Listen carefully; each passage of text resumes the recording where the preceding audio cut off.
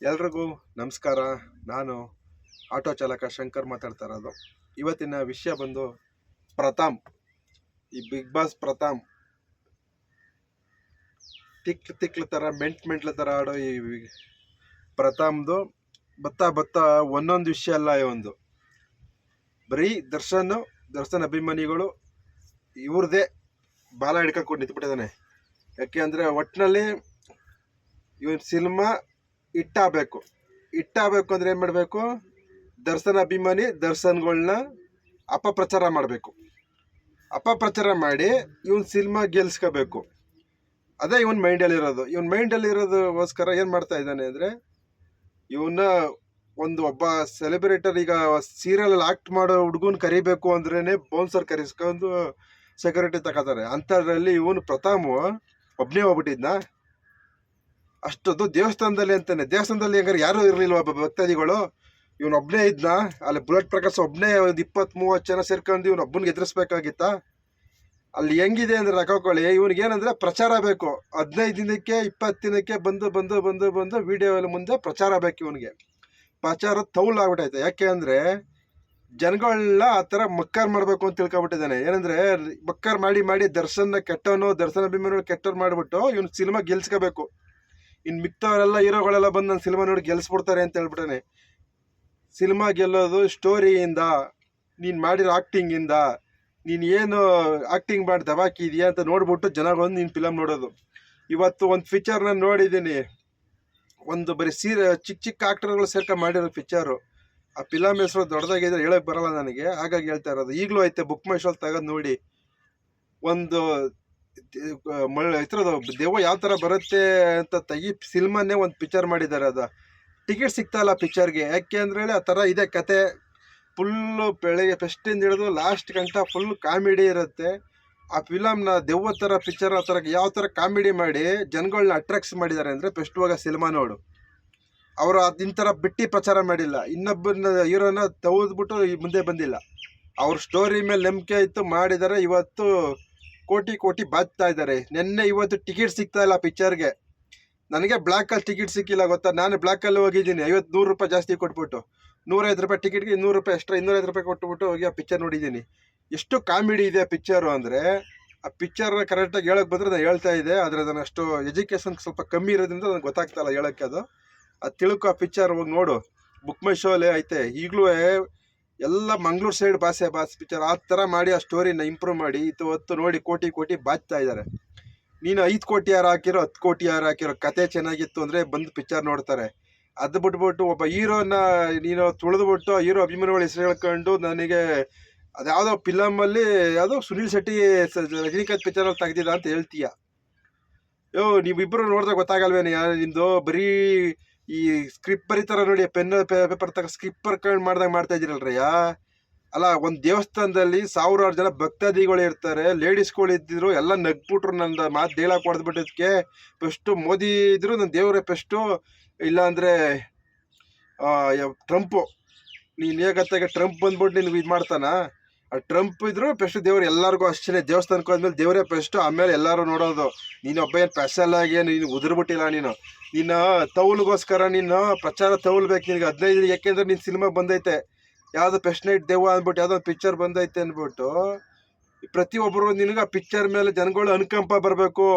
ಒಬ್ಬ ಹಳ್ಳಿ ಹುಡುಗ ಇವನು ಫಿಲಮಿಗೆ ಎದುರಿಸ್ಬಿಟ್ಟು ನನಗೆ ಇದು ಮಾಡ್ತಾವನೆ. ದರ್ಶನ್ ಅಭಿಮಾನಿಗಳು ಎಲ್ಲರೂ ಈ ಫಿಲಮಿಗೆ ಗೆಲ್ಲಿಸ್ಬೇಕು ಅಂದ್ಬಿಟ್ಟು ಎಲ್ಲ ಹೀರೋಗಳು ಬಂದು ಅಭಿಮಾನಿಗಳು ಬಂದು ನಂಗೆ ಸಪೋರ್ಟ್ ಮಾಡಿಬಿಡ್ತಾರೆ ಅಂದ್ಬಿಟ್ಟು ನೀನು ಬಾಲ ಬಿತ್ತಯ್ಯ. ನಮ್ಗೆಲ್ಲರಿಗೂ ಗೊತ್ತು ಕಣಪ್ಪ, ನೀನು ಮಾಡಿದ್ಯಾ ಪಿಕ್ಚರ್, ಜನ ನೋಡ್ತಾರೆ. ನೀನು 5 ಕೋಟಿ ಸಾಲ ಮಾಡು ಅಂತ ಹೇಳ್ತಾರೆ ಯಾರಯ್ಯ? ಫಿಲಮ್ ಮಾಡು ಅಂತ ಯಾರು ಹೇಳಿದ್ರ? ನಾವು ಕನ್ನಡದಲ್ಲಿ ಬಂದು ಹೇಳಿದ್ವಾ ನಿನ್ನ ಪಿಕ್ಚರ್ ಮಾಡಪ್ಪ, ನೀನು 5 ಕೋಟಿ ಸಾಲ ಮಾಡ್ಕೊಂಡು ನಾವು ಬಂದು ನೋಡ್ಬಿಟ್ಟು ಇನ್ನ ದುಡ್ಡು ಕೊಟ್ಬಿಟ್ಟು ನೀನು ಶ್ರೀಮಂತರು ಇನ್ನೂ ಇದು ಮಾಡ್ಬಿಡ್ತೀವಿ, ಲಾಭ ಕೊಡಿಸ್ತೀವಿ ಅಂತ ಯಾವ್ದನ್ನ ಮಕ್ಳು ಹೇಳಿಲ್ಲ. ಪಿಕ್ಚರ್ ಮಾಡೋದು ನಿನ್ನ ತೌಲು, ನೀನು ಮಾಡು. ನೀನು ಯಾವನು ಮಾಡೋ ಕೇಳ್ದವ ಗದ್ದಲ್ ಜಮೀನು ಗೇಯೋಗಯ್ಯ ಮಂಡ್ಯದಲ್ಲಿ, ಇಲ್ಲ ಬಯ್ಯ ಆಟ ಓಡಿಸಯ್ಯ. ನೀನು ಯಾವ್ರೇ ನೀನು ಹೀರೋ ಅಂತ ಮಾಡು ಅಂತ ಹೇಳ್ದಾರೋ, ನೀನು ಮಾಡಿದ್ರೆ ನೀನು ದುಡ್ಡು ಹಾಕು, ಜನ ಚೆನ್ನಾಗಿತ್ತ ಬಂದು ನೋಡ್ತಾರೆ, ನಿನ್ನ ದುಡ್ಡು ವಾಪಸ್ ಕೊಡ್ತಾರೆ. ಚೆನ್ನಾಗಿಲ್ಲ ಅಂದ್ರೆ ತುಗಿದ್ಬಿಟ್ಟು ಹೋಯ್ತಾರೆ ಮನೆಗೆ, ಆಯ್ತಾ? ಅದು ಬಿಟ್ಟು ಬಂದು ಒಬ್ಬ ಹೀರೋ ಅಭಿಮಾನಿಗಳನ್ನ ನೀನು ತುಳಿದು ನೀನು ಪಿಕ್ಚರ್ನ ಗೆಲ್ಲಿಸ್ಬೇಕು ಅನ್ಕೊಂಡಿದ್ರೆ ಯಾವ್ದು ದಡ್ರುಗಳೆಲ್ಲ ಜನಗಳು. ನಿನ್ಗೆ 15 ದಿನ, ಈಗಾಗಲೇ ಮೊನ್ನೆ 15 ದಿನ ಆಗಿತ್ತು. ಯಾವುದೋ ಒಂದು ಪ್ರೆಸ್ ಮೀಟ್ ಬಂದಿದ್ದೆ ಪಿಕ್ಚರ್ಗೆ ಅಂದ್ಬಿಟ್ಟು ಅಲ್ಲಿ ಬಂದ್ಬಿಟ್ಟು ಹೇಳ್ಬಿಟ್ಟು ಏನು ಕೋರ್ಟಿಂದ ಸ್ಟೇ ತಂದ್ಬಿಟ್ಟಿದ್ದೀನಿ, ನನ್ನ ಪಿಕ್ಚರ್ನ ಎಲ್ಲ ಸಲ ತುಳಿದು ಬಿಡ್ತಾರೆ ಹಂಗೆ ಹಿಂಗೆ ಅಂತ. ನಿನ್ನ ಪಿಕ್ಚರ್ ಮೇಲೆ ನಿನಗೆ ಗ್ಯಾರಂಟಿ ಇತ್ತು ಅಂದಮೇಲೆ ಯಾಕೆ ಅಪಪ್ರಚಾರ ಮಾಡ್ಕೊಂಡು ನಿನ್ನ ಪಿಕ್ಚರ್ನ ಇದು ಮಾಡಿಸ್ಕೊತಾ ಇದೆಯಾ? ನಿಮ್ಗಾರ ಹೇಳಿದೀವ, ನಾವೇ ಹೇಳಿದೀವ ಬಂದು ನೀನು ನೋಡ್ತೀವಿ ಪಿಕ್ಚರ್ ಅಂತ? ಅಯ್ಯೋ ನೀನು ತೌಲ್ ಬಂದು ಮಾಡು ನೀನು ಪಿಕ್ಚರ್. ನಾನು ಯಾಕೆ ನೋಡಲಿ ನಿನ್ನ ಪಿಕ್ಚರ್ನ? ನಾನು ನೋಡೋರು ನೋಡ್ತಾರೆ, ನಾವು ಯಾಕೆ ನೋಡ್ಬೇಕು ನಿನ್ನ ಪಿಕ್ಚರ್ನ? ಬೇಡ ತಾನೆ ದರ್ಶನ ಅಭಿಮಾನಿಗಳು, ಬೇಡ ತಾನೆ ಬಿಟ್ಬಿಟ್ಟೆ ನೀನು ಬೇರೆ ಅಭಿಮಾನಿ ಪಿಕ್ಚರ್ ಹಾಕ ನೋಡೆ. ನೀನು ಯಾರೋ ತಗೊಳ್ತಾರಲ್ಲ ನಿನ್ನ ಪಿಕ್ಚರ್ನ ಅಂದ್ಬಿಟ್ಟು ಸುಮ್ಮನೆ ಬಂದು ಬಿಟ್ಟು ಪ್ರಚಾರ ಮಾಡಬೇಡ. ಜನಗಳನ್ನ ಮಂಕ್ ಮಾಡಿ ನಿನ್ನ ಫಿಲಮ್ನ ಗೆಲ್ಸ್ಕೋಬೇಕು ಅಂತ ನೋಡ್ಬೇಡ. ನಿನ್ನ ಸ್ಟೋರಿ ಚೆನ್ನಾಗಿತ್ತಾ ಪ್ರತಿಯೊಬ್ಬರು ಬಂದು ನೋಡ್ತಾರೆ. ಇವತ್ತು ಒಂದು ಸ್ಟೋರಿ ಚೆನ್ನಾಗಿರೋದಕ್ಕೆ ಆ ಪಿಕ್ಚರ್ನ ಗೆಲ್ಲಿಸ್ತಾ ಇರೋದು. ಆಯ್ತಾ? ನೀನು ಅದೇ ಥರ ನಿನ್ನ ಪಿಕ್ಚರ್ನ ಮಾಡು, ನಿನ್ನ ಪಿಕ್ಚರ್ ಮೇಲೆ ನಂಬಿಕೆ ಇಡು. ಆ ಥರ ಚೆನ್ನಾಗಿತ್ತು ಅಂದರೆ ಪ್ರತಿಯೊಬ್ಬರು ಬಂದು ನೋಡಿ ನಿನ್ನ ಪಿಕ್ಚರ್ನ ಗೆಲ್ಲಿಸ್ತಾರೆ. ಅದು ಬಿಟ್ಬಿಟ್ಟು ಒಬ್ಬ ಹೀರೋ ಅಭಿಮಾನಿಗಳನ್ನ ತವ್ದ್ಬಿಟ್ಟು ನೀನು ತುಳಿದ್ಬಿಟ್ಟು ಕೆಳಕ್ಕೆ ನಿನ್ನ ಪಿಕ್ಚರ್ನ ಗೆಲ್ಸ್ಕೋಬೇಕು ಅಂತ ನಿನ್ಗೆ ಅಷ್ಟೊಂದು ಇದಿದೆಯಾ? ಯಾಕೆ ಮಾತಾಡೋ ಮುಂಚೆ ನಿನಗೆ ಇದಿರ್ಬೇಕಾಗಿತ್ತು. ಮಾತಾಡ್ಬಿಟ್ಟೆ ಅವತ್ತೇನೋ ದೊಡ್ಡದಾಗಿ ಹೇಳ್ಬಿಟ್ಟೆ, ಅಪ್ಪ ಅಮ್ಮನಿಗೆ ಇಟ್ಟು ಹಾಕಲ್ಲ ಇವ್ರು ಬಂದು ಇಲ್ಲಿ ನಿಂತವ್ರೆ ಅಂತ. ಯಾರ ಅಪ್ಪ ಅಮ್ಮ ಮನೆಯವ್ರಿಗೆ ನಿಮ್ಮ ಮನೆಗೆ ಕಳ್ಸಿದಾರೆ ಇಟ್ಟು ಹಾಕಪ್ಪ ನೀನು ಅಂತ? ಅವ್ರ ಕಷ್ಟನ ಸುಖನ ಕೂಲಿ ಮಾಡೋ ಅವ್ರ ಅಪ್ಪ ಅಮ್ಮನಿಗೆ ಇಟ್ಟು ಹಾಕ್ತಾ ಇದ್ದಾರೆ. ಅದು ಅಲ್ದೇ ಪೊಲೀಸವ್ರು ಲಾಠಿ ಕೊಟ್ಬಿಟ್ಟಿದ್ರೆ ಹೊಡೆದು ಬಿಡ್ತಿದೆ ಅಂತ ಬೇರೆ ಹೇಳ್ತೀಯ. ನಿನ್ಗೆ ಯಾವನೇ ಪೊಲೀಸನ್ನು ಕೊಡ್ತಾನೆ? ಹುಚ್ಚುಚ್ಚುನ್ ಥರ ಮಾತಾಡ್ತೀನಿ. ನಿನಗೆ ಪೊಲೀಸ್ ಬೇರೆ ಕೊಡ್ತಾರೆ. ನಿನಗೆ ಪೊಲೀಸ್ ಆಗಬೇಕು ಅಂದರೆ ಅದಕ್ಕೆ ಒಂದು ಎಜುಕೇಷನ್ ಇದೆ, ಅದಕ್ಕೆ ಎಕ್ಸಾಮ್ ಬರೀಬೇಕು. ಅದಾಗ್ಬಿಟ್ಮೇಲೆ ಪೊಲೀಸ್ ಕೆಲಸ ಸಿಗೋದು. ಸುಮ್ಮನೆ ಬಾಯಲ್ಲಿ ಹೇಳೋರೆಲ್ಲ ಎಕ್ಸಾಮ್ ಆಗ ನಾನು ಕಾಕೆ ಡ್ರೆಸ್ ಹಾಕೋಬಿಟ್ಟು ಕೋಲ್ ಇಟ್ಕೊಬಿಟ್ರೆ ನಾನು ಪೊಲೀಸ್ ಆಗ್ಬಿಡಲ್ಲ.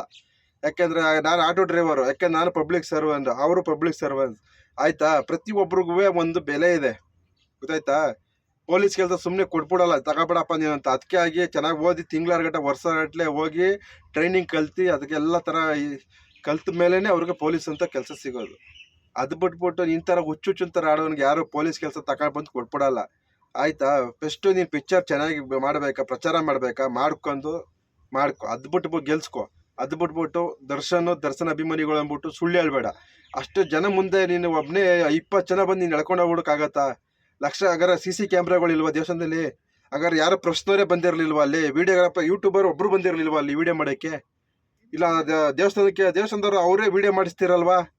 ಹಾಗಾದ್ರೆ ಆ ವಿಡಿಯೋ ಕ್ಯಾಮ್ರಾದಲ್ಲಿ ಒಬ್ರದ್ದು ನಿಂದು ಫೋಟೋ ಬಿದ್ದಿರೋದಿಲ್ವಾ? ಅವ್ರದ್ದು ನಿನ್ಗೆ ಎದುರಿಸಿರೋದು ತಗೊಂಡೋಗಿ ಕೊಡು ಕಂಪ್ಲೇಂಟ್ಗಳು ಕಮಿಷನರ್ಗೆ. ಅವ್ರದ್ದು ಹೆಸರೆಲ್ಲ ತಗೊಂಡು ಪಾಪ ಬುಲೆಟ್ ಪ್ರಕಾಶ್ ಮಗ ಪಕ್ಕದಲ್ಲಿ ಬಂದು ಕೂತಿದ್ದ ಅಂದರೆ ಅವ್ನು ಬಿಡಿಸ್ಬೇಕಾಯ್ತಾ ಬಂದಿನ್ನ? ಯಾಕೆಂದ್ರೆ ಅದೇ ಕೊಪ್ಪದಲ್ಲಿ ಅವ್ನಿಗೂ ಏನೋ ಮಾಡಿದ್ರೆ ಏನು ಮಾಡೋದು?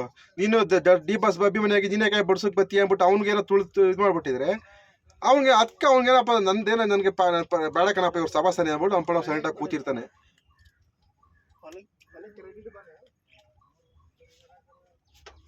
ಪಾಪ ಆ ಹುಡ್ಗನ ಹೆಸ್ರನ್ನ ತಗೊಬಂದು ಆ ಹುಡ್ಗನ ಡ್ಯಾಮೇಜ್ ಮಾಡ್ತಾ ಇದೀಯಾ.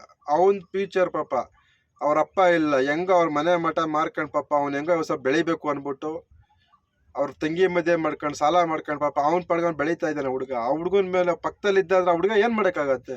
17-18 ವರ್ಷದ ಹುಡುಗ ಅವ್ನು ಬಂದು 20-30 ಜನ ಮುಂದೆಗಡೆ ಬಂದು ವಾದ ಮಾಡೋಕ್ಕಾಗತ್ತೇನ್ರಿ? ಅದಕ್ಕೆ ಹೇಳೋದು, ಮಾತಾಡಬೇಕಾದ್ರೆ ಈಗ ಇಡೀ ಕರ್ನಾಟಕದಲ್ಲಿ ಅಭಿಮಾನಿಗಳು ಎಲ್ಲೆಲ್ಲಿದ್ದಾರೆ ಅಂತ ಯಾರಿಗೂ ಗೊತ್ತಿರಲ್ಲ. ಯಾವ ಥರ ಅಭಿಮಾನಿಗಳು ಇರ್ತಾರೆ ಅಂತ ಗೊತ್ತಿರಲ್ಲ. ಯಾಕಂದರೆ ಈಗಿನ ಕಾಲದಲ್ಲಿ ನಾವು ಹೆಂಗೆ ಜನ ಒಂದೇ ಥರ ಮೈಂಡ್ ಇರುತ್ತೆ ಅಂತ ಹೇಳೋಕ್ಕಾಗಲ್ಲ. ಆ ಥರ ಇರಬೇಕಾದ್ರೆ ನೀನು ಮಾತಾಡಬೇಕಾದ್ರೆ ಈಗ ಎಲ್ಲ ಹೀರೋಗಳು ಯಾರು ಮಾತಾಡಿಲ್ಲ. ಎಷ್ಟು ಬೇಕು ಅಷ್ಟು ಮಾತಾಡಿದ್ರು ಅವ್ರು ಪಡಗೋರಿದ್ದು. ನಿನ್ನೊಬ್ಬನ್ನೇ ಯಾಕಪ್ಪ ಎಲ್ಲ ಟಾರ್ಗೆಟ್ ಮಾಡಿದ್ರು? ನೀನು ಮಾತಾಡದೆ ಅದು ಟಾರ್ಗೆಟ್ ಆಯಿತು. ಯಾಕೆಂದ್ರೆ ನೀನೇ ಅಪ್ಪ ಅಮ್ಮ ಸಾಕಿದ ಅವತ್ತು ಎಲ್ರಿಗೂ ಹೇಳ್ದಲ್ಲಪ್ಪ ಅವ್ರ ಅಪ್ಪ ಅಮ್ಮಂಗೆ ಒಂದು ಹೊತ್ತು ಊಟ ಹಾಕೋಕೆ ಗತಿ ಇಲ್ಲ ಅಂತ. ನೀನು ಯಾಕಪ್ಪ ಬೆಂಗಳೂರಲ್ಲಿ ಇದೆಯೇ? ನಿಮ್ಮ ಅಪ್ಪ ಅಮ್ಮನ ಯಾಕೆ ಊರಲ್ಲಿ ಬಿಟ್ಟಿದ್ಯಾ? ಅವ್ರನ್ನ ಕರ್ಕೊಬಂದಿಟ್ಟು ಇಟ್ಕೋ, ದಿನ ಇಟ್ಟಾಕೋ. ನೀನೇ ಬೆಂಗಳೂರಲ್ಲಿ ಬಂದು ಇದೀಯಾ, ನಿಮ್ಮ ಅಪ್ಪ ಅಮ್ಮನ ಊರಲ್ಲಿ ಬಿಟ್ಟಿದ್ಯಾ? ಅವರು ಈ ವಯಸ್ಸಲ್ಲಿ ಕೇಳ್ಕೊಂಡು ವ್ಯವಸಾಯ ಮಾಡ್ಕೊಂಡು ತಿಂತಾವ್ರ ಪಾಪ. ನೀನು ಅಷ್ಟು ದೊಡ್ಡ ಮನ್ಸಾಗ್ರೂ ಕರ್ಕೊಬಂದು ಇಲ್ಲೇ ಬೆಂಗಳೂರಲ್ಲೇ ಇಟ್ಕೊಂಡು ಅವ್ರಿಗೆಲ್ಲರೂ ಇಲ್ಲೇ ಇಟ್ಟಾಕೊಂಡು ಮಾತಾಡಿದ್ರೆ ಅದ ಮಾತು ನೀನು ಆಡು. ಫಸ್ಟು ಗೊತ್ತಾಯ್ತಾ? ಫಸ್ಟು ಮಾತಾಡ್ಬೇಕಾದ್ರೆ ಮಾತು ಒಂದು ಸ್ವಲ್ಪ ಹಿಡಿತಾಗಿ ಮಾತಾಡು. ನೀನು ಒಬ್ಬನಿಗೆಲ್ಲ ಮಾತಾಡೋಕೆ ಬರೋದು, ಪ್ರತಿಯೊಬ್ಬರಿಗೂ ಮಾತಾಡೋಕೆ ಬರುತ್ತೆ. ಇಷ್ಟು ಹೇಳ್ತಾ ಇದ್ದೀನಿ. ಇದೆ ಲಾಸ್ಟು. ನೀನು ಪಿಕ್ಚರ್ ಗೆಲ್ಸ್ಕೋಬೇಕಾ ಗೆಲ್ಸ್ಕೊ. ಆದರೆ ಇನ್ನೊಬ್ಬ ಹೀರೋ ಅಭಿಮಾನಿಗಳ ಹೆಸರು ಹೇಳ್ಕೊಂಡು ನೀನು ಪಿಕ್ಚರ್ನ ಗೆಲ್ಲಿಸ್ಬೇಕು ಅಂತ ಯಾವುದೇ ಕಾರಣಕ್ಕೂ ಈ ಥರ ಚೀಪ್ ಟ್ರಿಕ್ಸ್ಗಳನ್ನ ಯೂಸ್ ಮಾಡಬೇಡ ಗುರು. ನಿನಗೆ ಒಳ್ಳೇದಲ್ಲ ಇದು. ಯಾಕೆಂದರೆ ನೀನು ನಮ್ಮೂರು ಮಂಡ್ಯದ ಹುಡುಗಿ ಮದುವೆಯಾಗಿರೋದಕ್ಕೆ ಹೇಳ್ತಾ ಇದ್ದೀವಿ. ಯಾಕೆಂದರೆ ನೀನು ಹುಚ್ಚುಚ್ಚಂತ ಆಡಿ ನಮ್ಮ ಮಂಡ್ಯದ ಮರ್ಯಾದೆ ಕಳಿಬೇಡ, ಆಯಿತಾ? ಇಷ್ಟು ಹೇಳ್ತಾ ಇದ್ದೀನಿ. ತಾಳ್ಮೆಗೆ ನಿಂದು ಎಷ್ಟೈತೆ ಪಿಕ್ಚರ್ ಅಷ್ಟು ನೋಡ್ಕೊಂಡೋಗಿ ಈಗಾರ ಬುದ್ಧಿ ಕಲಿ. ಯಾರು ಸವಾಸನ ಬೇಡ, ಈಗ ಒಂದು ವೀಡಿಯೋ ಮಾಡಿ ಬಿಟ್ಬಿಡು. ನಮ್ಮ ದರ್ಶನ್ದು ಬೇಡ ಏನೋ ಬೇಡಪ್ಪ, ನನಗೆ ಓಪನ್ ಆಗಿ ನನ್ನ ಪರ್ಸ್ನಲ್ ವಿಷಯಕ್ಕೆ ನಾನು ಇರ್ತೀನಿ. ನಮ್ಗೆ ಯಾರೋ ನಾವು ಇನ್ನು ಮುಂದಕ್ಕೆ ತೊಂದರೆ ಕೊಡ್ಬೇಡಿ, ನಾನು ಇನ್ನ ಬಗ್ಗೆ ಯಾರ ಬಗ್ಗೆ ಮಾತಾಡಲ್ಲ. ನೀವು ಉಂಟು, ನಿಮ್ಮ ದರ್ಶನ್ ಉಂಟು, ಅದಕ್ಕೂ ಇದಕ್ಕೂ ನಂಗೆ ಸಂಬಂಧ ಇಲ್ಲ. ನಾನು ಇನ್ನು ಯಾವುದೇ ಕಾರಣಕ್ಕೂ ಯಾರ ವಿಷಯಕ್ಕೂ ಬರಲ್ಲ, ಬಿಟ್ಬಿಡಿ. ಇದು ಲಾಸ್ಟು. ಇನ್ನು ನಿಮ್ಮ ವಿಷಯಕ್ಕೆ ನಾನು ಬರಲ್ಲ, ನಮ್ಮ ವಿಷಯಕ್ಕೆ ನೀವು ಬರಬೇಡಿ ಅಂತ ಒಂದು ವಿಡಿಯೋ ಮಾಡಿ ಬಿಟ್ಬಿಡು. ಆಮೇಲೆ ಯಾರು ಬರ್ತಾರೆ ನಿನಗೆ ಹೇಳು, ಗೊತ್ತಾಯ್ತಾ? ಇಲ್ದರ ಪ್ರಚಾರ ಮಾಡ್ಕೊಂಡು ನೀನು ತೌಲ್ ಪ್ರಚಾರಕ್ಕೋಸ್ಕರ, ಫಿಲಮ್ ಗೆಲ್ಸೋಕ್ಕೋಸ್ಕರ ಜನದು ಅಭಿಮಾನಿಗಳ ಮೇಲೆ ಗೂಬೆ ಕೊರಿಸ್ಬೇಡ. ದರ್ಶನ್ ಬಂದು ಹೇಳಿದ್ರು ಅಲ್ಲಿ ಕೊಲೆ ಮಾಡಪ್ಪ ನೀನು ಹೋಗಿ ಅವ್ನಿಗೆ ಎದುರಿಸು ಅಂತ ಹೇಳಿರ್ತಾರ. ಅವರು ಫಾರಿನಲ್ಲಿ ಶೂಟಿಂಗಲ್ಲಿದ್ದರು, ಶೂಟಿಂಗ್ ಮುಗಿಸ್ಕೊಂಡು ಬಂದಿದ್ದಾರೆ. ನೆನೆ ತಾನೇ ಬಂದರೆ ನಿಂದ ಸ್ಟೋರಿ ಆಗೈತೆ. ಅಲ್ಲಿಗೆ ನಂಗಾರೆ ಎಲ್ಲ ಅಭಿಮಾನಿಗಳ ನಂಬರ್ ದರ್ಶನ್ ಹತ್ರ ಇರುತ್ತೆ. ಏನಂತ ಮಾತಾಡ್ತೀರಯ್ಯ ನೀವೆಲ್ಲ? ಅವ್ರದ್ದೇ ಪಾಪ, ಅವ್ರಿಗೆ ನೂರೆಂಟು ತಲೆನೋವು. ಬೇಲ್ ಆಗುತ್ತೋ ಇಲ್ವೋ, ಕ್ಯಾನ್ಸಲ್ ಆಗುತ್ತೋ ಇಲ್ವೋ ಅಂತ ಅವ್ರವ್ರ ತಲೆನೋವು ಅವ್ರಿಗೆ ಇರುತ್ತೆ. ಶೂಟಿಂಗ್ ಮುಗಿಸ್ಬಿಟ್ಟು ಮೇರಪ್ಪ ಅಷ್ಟೊತ್ತಿಗೆ ಏನಾರು ಮುಂದಕ್ಕೆ ಹೆಚ್ಚಕ್ಕೆ ಮೇಲೆ ದುಡ್ಡು ಹಾಕೋರೆ ಅಂತ ಅವರು ಪಟ ಅಂತ ಪಿಕ್ಚರ್ಗಳು ಮುಗಿಸ್ತಾ ಇದ್ದಾರೆ. ಅವ್ರಿಗೆ 108 ತಲೆನೋವು. ಅದ್ರಲ್ಲಿ ನೀನು ಯಾರು ಅಂದ್ಬಿಟ್ಟು ನಿನ್ನ ಹತ್ರಗೆ ಎದುರಿಸ್ಕೊಳ್ಳೋಕ್ಕೆ ದರ್ಶನ ಕಳಿಸ್ಬೇಕಾ? ಏನವ್ರಿಗೇನು ಮಾಡೋಕ್ಕೆ ಕೆಲಸ ಇಲ್ಲ. ನೀನು ಏನು ದೊಡ್ಡ ಇದೊಂದು ಪಂಟ್ರು ನೀನು ಅಂದ್ಬಿಟ್ಟು ನೀನು ಇದೊಂದು ಬಂದುಬಿಡ್ತಿರ್ತಾರೆ, ಎದುರಿಸ್ಬಿಡಪ್ಪ ಅವ್ನು ಹೋಗಿ ಅಂದ್ಬಿಟ್ಟು ಒಂದು 20 ಜನ ಕಳಿಸ್ತಾರೆ ನಿನ್ನ. ಏನಂತ ಮಾತಾಡ್ತೀವಿ? ಒಬ್ಬ ದೇವಸ್ಥಾನಕ್ಕೆ ಕರೆದ ಒಬ್ರು ಅಂತ ಹೋಗಿದೀಯ ಅಂದಮೇಲೆ ಅಲ್ಲಿ ಸೆಲೆಬ್ರೇಷನ್ ಬರ್ತಾರೆ ಅಂದರೆ ಬೌನ್ಸರ್ಗಳು ಇದ್ದೇ ಇರ್ತಾರೆ ಪ್ರತಿಯೊಬ್ಬರು. ಈಗ ಒಂದು ಶೋರೂಮ್ ಇದು ಮಾಡಬೇಕು, ಓಪನ್ ಮಾಡಬೇಕು ಅಂದ್ರೆ 20-30 ಜನ ಇರ್ತಾರೆ ಬೌನ್ಸರ್ಗಳು. ನಿಮ್ಮ ದೇವಸ್ಥಾನದಲ್ಲಿ ಲಕ್ಷಾಂತರ ಜನ ಸೇರೋ ದೇವಸ್ಥಾನದಲ್ಲಿ ಒಬ್ಬನಿಗೂ ಗೊತ್ತಿಲ್ಲದಾಗ ನೀನು ಕರ್ಕೊಂಡೋಗ್ಬಿಟ್ಟು ಸೈಡ್ ಕರ್ಕೊಂಡೋಗ್ಬಿಟ್ಟಿದ್ರೆ, ಚುಚ್ಬಿಡ್ಕೋಬಿಟ್ಟಿದ್ರೆ ನಿನಗೆ ಬಂದು ಅಲ್ಲೇ ಕೂತಿ 2 ಅಡಿ 3 ಅಡಿ ಮುಂದೆ ಕೂತಿದೆ ಅಂತ ಹೇಳ್ತೀಯ. ಹಂಗಾರೆ ಎಲ್ಲ ನೀವು ಸ್ಟೇಜಲ್ಲೇ ಕೂತಿದ್ರಿ, ಸ್ಟೇಜ್ ಮುಂದೆ ಹಂಗಾರೆ ಎಲ್ಲ ಜನಗಳ ಮುಂದೆ ಬಂದು ನಿಮ್ಗೆ ಹಾಕಿರ್ತಾರೆ. ಹಂಗಾರೆ ಸಾಕ್ಷಿ ಹೇಳ್ಬೇಕಲ್ಲ?